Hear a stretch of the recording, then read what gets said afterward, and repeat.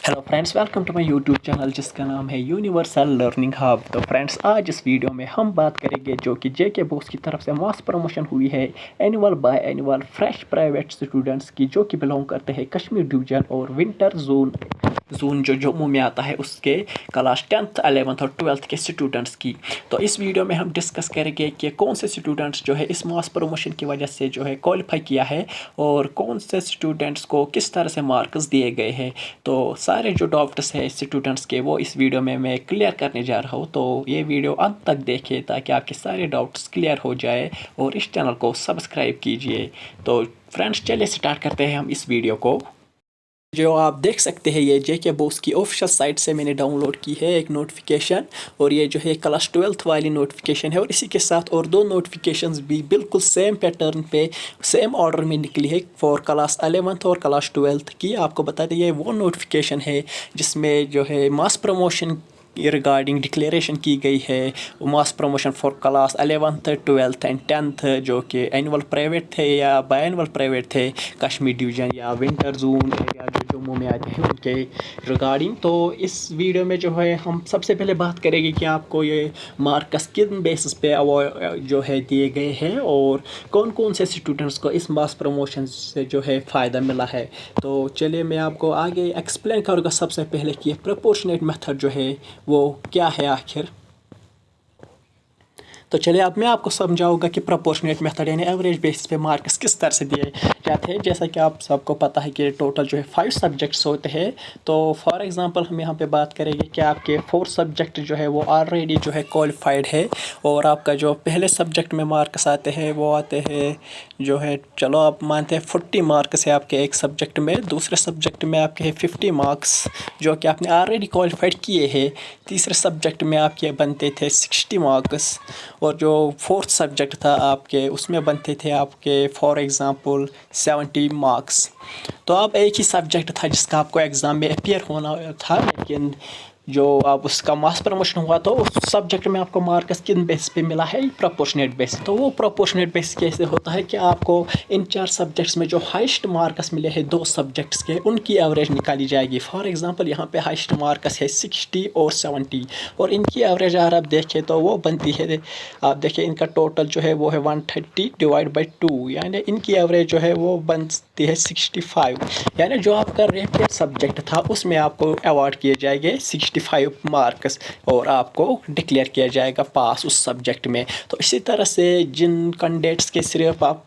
कह सकते हैं कि सिर्फ 2 ही सब्जेक्ट, यानी जो सिर्फ 2 ही पास जो क्वालिफाइड थे ऑलरेडी, अब उनको 3 में अपेयर होना था, उनको जो उन 2 को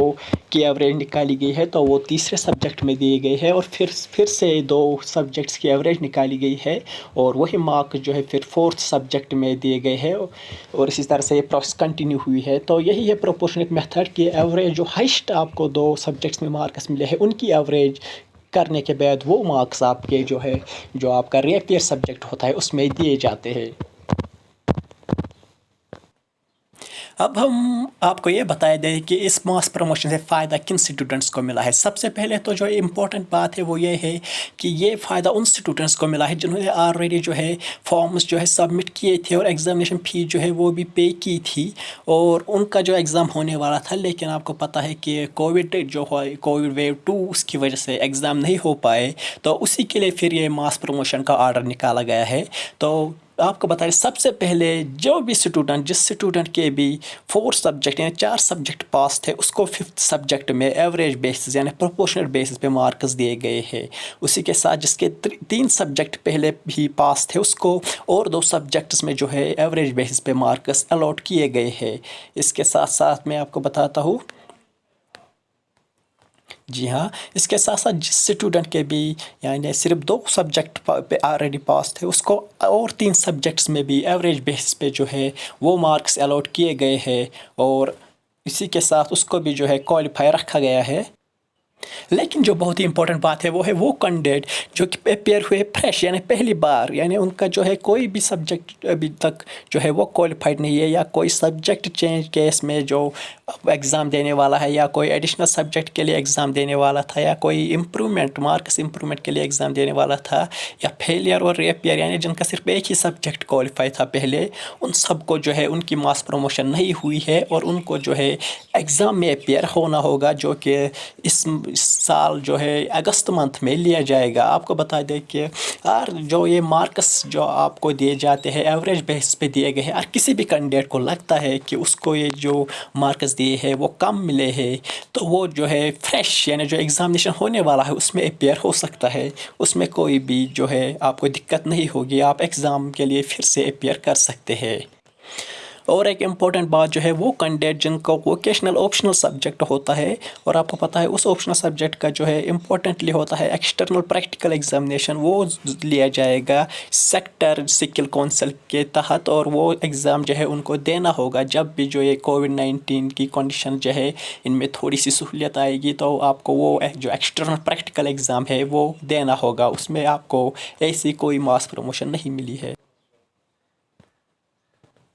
تو اسٹوڈنٹس آج جو ہے یہ میں نے کلاس 12 کی نوٹیفیکیشن پڑھی ہے، لیکن جو کلاس 11 اور کلاس 10 کی نوٹیفیکیشن ہے وہ بھی بالکل سیم ہے، ایسے کلاس ایسے پوائنٹس مینشن کیے گئے ہیں۔ تو یہ جو ہے یہ اپلیکیبل ہوتا ہے ہر ایک جو تینوں نوٹیفیکیشن ہے، وہ میں نے ایک ہی نوٹیفیکیشن کی طرف سے جو ہے سمجھانے کی کوشش کی ہے۔ تو فرینڈز بس اتنا ہی تھا اس ویڈیو میں، تو میں آپ کو انت میں یہ بات کہنا چاہتا ہوں کہ اس چینل کا جو میں نے چینل کھولی ہے اس کا مطلب ہی ہے کہ جے کے اسٹوڈنٹس ہے اور جاب سیکرز ہے ان کی ہیلپ ہو جائے، ان تک جو ہے لیٹسٹ انفارمیشن پہنچے۔ تو اس کے لیے آپ کو اس میری چینل کو سبسکرائب کر کے رکھنا ہوگا، اور جو یہ بیل آئیکن آتا ہے اس کو پریس کر کے رکھے تاکہ جو بھی نوٹیفیکیشن میں اپڈیٹ کروں گا وہ سب سے پہلے آپ تک پہنچ جائے۔ تو فرینڈس اس چینل کو ضرور سبسکرائب کیجئے، اور اگر آپ کو یہ ویڈیو پسند آیا ہو تو اس کو لائک بھی کیجئے۔ Thank you very